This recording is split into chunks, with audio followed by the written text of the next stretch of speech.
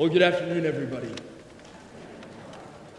you know those car washes where you put your car in neutral and then it just pulls you through them? I hate those things. I've got a bike rack that I attached to the back of my car. A couple of years ago, it was one of those winters where it would cool down and it would snow a little bit, but then it would warm up. And all season I thought, hey, I might want to use my bike another time. So I kept my bike rack on all winter.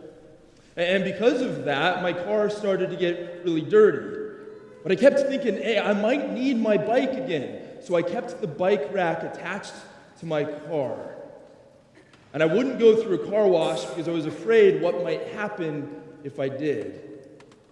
Well, one day, one of my parishioners in Davenport saw me drive my car and said, "Father, your car is way too dirty for a priest's car." So I said, fine, I'll go through the car wash. Well, I roll up to the car wash, and as I'm entering, I find that it's one of those car washes where you throw your car in neutral and it pulls you through. But I still had my bike rack attached. But there was a car behind me, so I had no choice but to give it a go. And so I say to myself, well, here goes nothing. And I enter into the car wash, and it begins. And as it's pulling me through, everything is going fine to start. Until it gets me to the point where there's the big mop. And as I start getting pulled through the big mop, and the mop head comes to the back of my car, it latches on to my bike rack. And as my bike rack and the conveyor belt and the mop heads start fighting, little by little, my car is going from being in a straight line out of the car wash to getting a little more towards a 45-degree angle to the wall of the car wash. At which point I say, I've got no choice. I got to get my car and drive and just pull myself through. And that's what I did.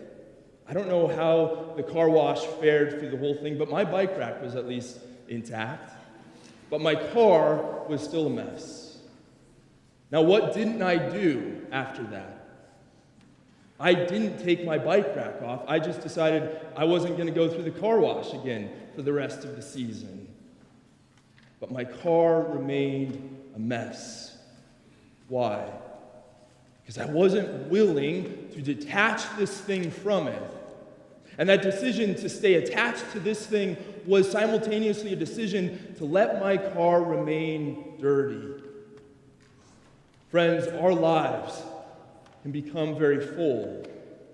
They can become messy. We can feel held back by something. What's the invitation to us? To detach from that which has held us back, that which has kept us from staying on the straight and narrow.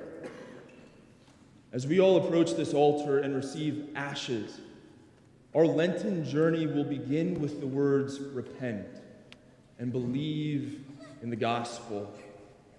The first step to our Lenten journey is to repent, to turn from, to detach ourselves from those things that have got us caught, those things that are holding us back.